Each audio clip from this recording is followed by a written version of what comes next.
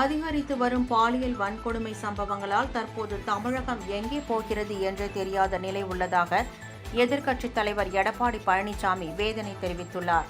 இது தொடர்பாக அவர் வெளியிட்டுள்ள எக்ஸ் தள பதிவில், கடலூர் மாவட்டம் பண்ருட்டியில் 5 இளைஞர்கள் கஞ்சா போதையில் மூதாட்டியை பாலியல் வன்கொடுமை செய்ததாக வரும் செய்தி அதிர்ச்சி அளிக்கிறது.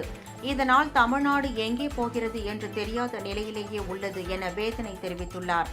6 வயது சிறுமி முதல் 80 வயது மூதாட்டி வரை அவர்களை காப்பாற்றிக் கொள்ள வேண்டிய அவல சூழலை தமிழகத்தில் ஏற்படுத்திய மாடல் அரசுக்கு கடும் கண்டனம் தெரிவித்துள்ளார்.